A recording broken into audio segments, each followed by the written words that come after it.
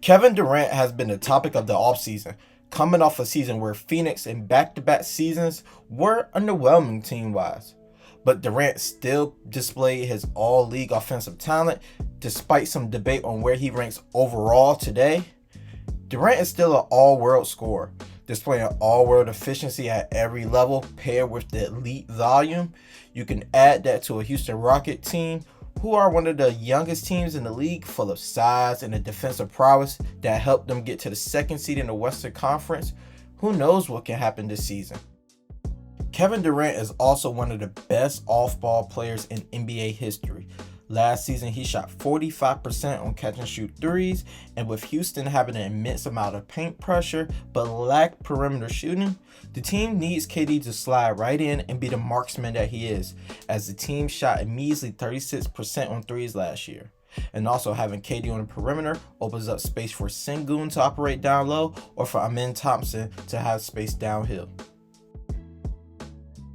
But here's the thing. KD's shooting isn't only highlighted from three. What makes him truly unstoppable is him being the greatest mid-range shooter ever. Teams can't afford to give him any room inside the arc as he leads the league in jumpers off the dribble and is first in the league in mid-range scoring. Joining a team that was below the 20th percentile in mid-range jumpers, shooting a lowly 35%, Durant would instantly improve Houston's proficiency shooting the ball. Let's look right here. Phoenix clears the floor out for Durant to have a clean isolation versus Tobias Harris. In a minute, Tobias Harris thinks he's playing good defense by stopping the initial attack downhill. His hands are down, allowing KD to just rise above him for three. On this next possession, Durant again gets the ball at the top of the key with the floor cleared out. With Oubre playing so tight and no rim protection behind, it allows KD just to rip low and get all the way to the rim for the finish. Lastly, right here towards the end of the shot clock, Durant receives it at the top of the key again, realizes he has a whole left side clear to him, attacks downhill. With Hunter playing so handsy defensively, he just rises for the and one jumper. What makes Durant's game so rare isn't the all-time scoring or great scoring even at this stage, it's how seamlessly he plugs into any system. And in Houston, pairing him with Alperen Şengün, one of the league's best passing big men, is a great fit. With Şengün's vision and ability, especially in the short roll, this should be perfect.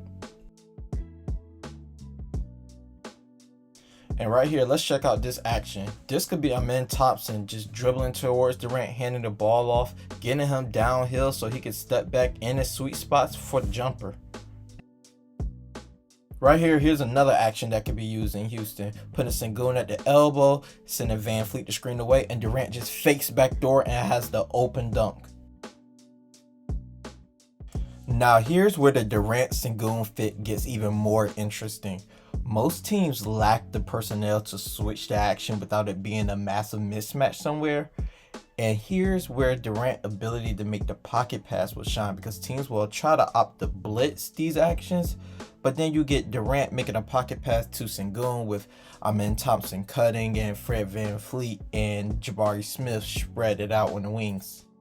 And from a playmaking perspective, he can make some nice reads in the pocket if teams opt to blitz him.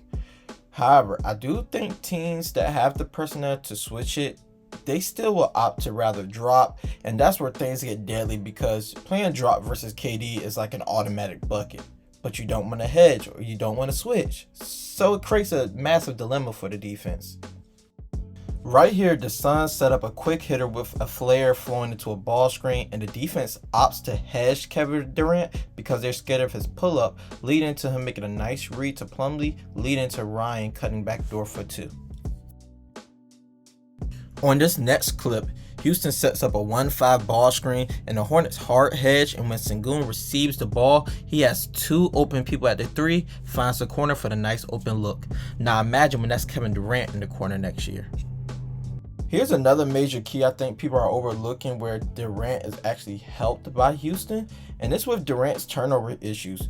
With having Fred VanVleet, Şengün, and Amen Thompson on the team, along with Reece Sheppard off the bench, Durant doesn't really have to worry about being a high-volume ball handler, And that's good because he has struggled with turnovers over the past few years, and turnovers are the most detrimental thing right now in the NBA. So to avoid that and lower that at least as possible is very good. On the defensive end of the floor, Houston just got bigger and longer, inserting Durant and presumably Jabari Smith Jr. in the starting lineup. Now, some may rightfully question Durant's effort and motor at times on that end of the floor. I do think he aims to be a positive on that end, though. He's still good in isolation situations, so you feel comfortable switching, and he still can be an effective helper at the rim when he's engaged. The bigger story is how Houston's system insulates him. With Amen Thompson and Jabari Smith Jr. as primary helpers, Durant can focus on opportunistic plays rather than carrying the load on that end of the floor. The concern isn't about KD's ability, it's his consistency. But under Ime Udoka, that just won't fly. This isn't about Durant lifting the defense, it's about him not lowering the defensive ceiling of this unit. One big question there is with Houston is if there's enough offense in the half court and spacing around Durant. They were right outside the top 10 offensively last year on sheer will and effort, a lot of transition and offensive rebounds, but they were 22nd in the half court, which matters a lot. Many people may see them leap inside the top 10 in the overall offense, potentially top 7, and be excited.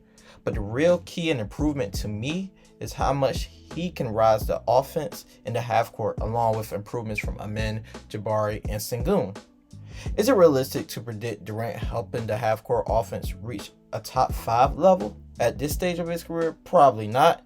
But can he raise the floor enough in that aspect, along with Şengün and Amen, making inevitable improvements to reach near top 10 levels?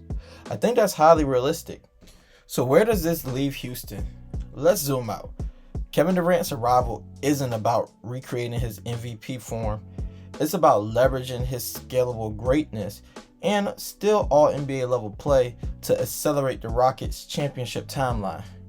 Durant won't single-handedly make the Rockets title favorites, but he does turn them into a contender even in year 18. With Şengün's growth, Amen's athleticism, and Ime's system, the Rockets have now put the league on notice.